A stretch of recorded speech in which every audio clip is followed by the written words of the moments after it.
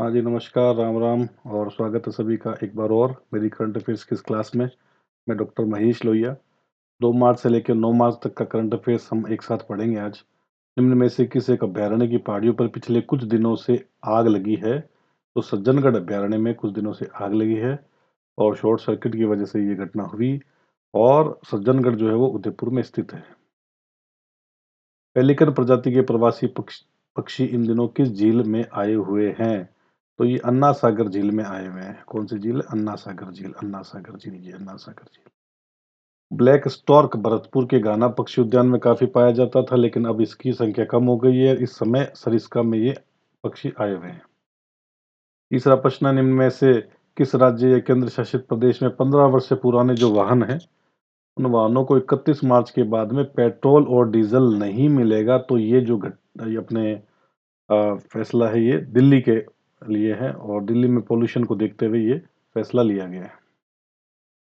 चौथा क्वेश्चन कि निम्न में से किन स्थानों के बीच 360 किलोमीटर बुलेट ट्रेन का ट्रैक बनकर तैयार हो गया है? मोदी जी जब चुनाव में आ रहे थे, जब चुनाव की पब्लिसिटी कर रहे थे, तब उन्होंने बुलेट ट्रेन की बात की थी, जो ट्रैक अब बनकर तैयार हुआ है मुंबई और अहमदाबाद के बीच में।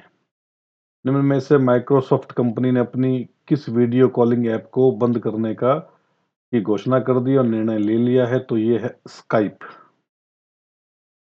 कांगेर घाटी राष्ट्रीय उद्यान कहाँ स्थित है? कांगेर घाटी राष्ट्रीय उद्यान छत्तीसगढ़ में स्थित है। सातवां क्वेश्चन, किस जिले में आयुर्वेद, योग और प्राकृतिक चिकित्सा का कॉलेज बनेगा? तो ये है बीकानेर। बीकानेर के जोड़बीड़ में बनेगा। हाल ही में किसे कर्नल सी के नायडू लाइफ टाइम अचीवमेंट पुरस्कार से नवाजा गया है? तो सचिन तेंदुलकर को दिया गया ये अवार्ड। नाइन्थ क्वेश्चन है, खेचोपलरी आर्द्र भूमि कहाँ है जिसे हाल ही में रामसर साइट की सूची में शामिल किया गया? तो ये सिक्किम में स्थित है। नेक्स्ट 10th क्वेश्चन है, प्रयाग में आयोजित महाकुंभ में मची भगदड़ पर किसकी अध्यक्षता में एक आयोग का गठन किया गया है? तो हर्ष कुमार के नेतृत्व में यह आयोग बना है। LID 568 क्या है? तो LID 568 एक ब्लैक होल है। जब सूर्य जब समाप्त होने वाला होता है, तो ब्लैक होल की घटना के बाद वो सूर्य जो वो समाप्त हो जाता है। सूर्य यानी स्टार। तो LID 568 एक ब्लैक होल है। डेजर्ट हंट 2025 युद्धाभ्यास जो है, ये कहाँ आयोजित किया गया है? तो ध्यान रखिए, ये ऑप्शन बी है, तो आप इसको बी कर लेना। तो ये हुआ है अपने जोधपुर में। ये अभ्यास तीनों ही सेना, नौसेना, वायुसेना, थल सेना का अभ्यास हुआ है, जो कि जोधपुर में है। नाम है डेजर्ट हंट 2025, ध्यान रखना।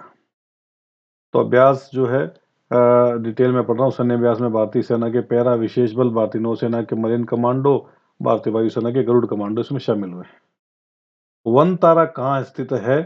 वन तारा कहाँ स्थित है? तो ये जामनगर में स्थित है वन तारा। मुकेश अंबानी के जो सुपुत्र हैं, जिनका हाल ही में विवाह भी हुआ था, अनंत अंबानी, अनंत अंबानी ने जो है ना, ये वाइल्ड लाइफ लाइफ की प्रोटेक्शन के लिए, जीव जंतुओं के संरक्षण के लिए जो है जामनगर में वन तारा नाम से एक जो है वो संस्थान ओपन किया है, जिसमें एंडेंजर्ड जो स्पीसीज है, संकटनाग्रस्त जो जीव जंतु हैं, उनको भी संरक्षित किया जाएगा। और साथ ही साथ वे पशु जो आवारा घूम रहे हैं, या वे पशु जिन्हें सर्कस से रिटायर कर दिया गया, उनको भी यहाँ रखा जाएगा। तो वन तारा जामनगर में है। कि डिटेल थोड़ी यहाँ देखिए आप। वन तारा रिलायंस इंडस्ट्रीज द्वारा रिलायंस फाउंडेशन के साथ मिलकर स्थापित एक बड़े पैमाने पर पशु बचाव केंद्र, गुफा संरक्षण और पुनर्वास केंद्र है। ये भारत के गुजरात के जामनगर में रिलायंस जामनगर रिफाइनरी कॉम्प्लेक्स के भीतर है। 3000 एकड़ में बना ये सेंचुरी है, पशु कल्याण और संरक्षण पर केंद्रित है। इसकी शुरुआत रिलायंस इंडस्ट्री और रिलायंस फाउंडेशन के बोर्ड के निदेशक अनंत अंबानी ने की थी। वन तारा का आधिकारिक जो उद्घाटन है, यहाँ इंपॉर्टेंट बात यह है कि नरेंद्र मोदी जी आए थे। प्रधानमंत्री मोदी ने जो है उद्घाटन किया था 4 मार्च को। इंपॉर्टेंट है। आगे बात करें, प्रधानमंत्री मोदी को हाल ही में किस देश से ऑर्डर ऑफ फ्रीडम का पुरस्कार मिला है? तो ये है अपने Barbados. Institute for economics and peace के ग्लोबल टेररिज्म इंडेक्स 2025 में भारत का आतंकवाद में कौन सा स्थान है? तो आतंकवाद में भारत काफी पीछे, 14वां स्थान है। हाल ही में किस भारतीय टेबल टेनिस खिलाड़ी ने संन्यास ले लिया है? किस टेबल टेनिस खिलाड़ी ने संन्यास लिया? तो नाम है शरद कमल।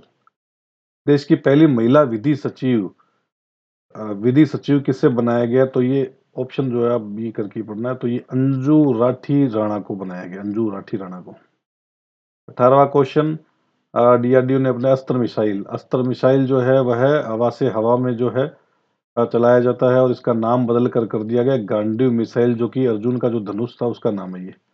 तो ये डिटेल यहाँ अस्त्र एक हवा से हवा में मार करने वाली मिसाइल, इसे डीआरडीओ ने बनाया है। भारत की पहली हवा से हवा में मार करने वाली मिसाइल, अस्त्र मिसाइल को लड़ाकू विमानों पर लगाया गया है।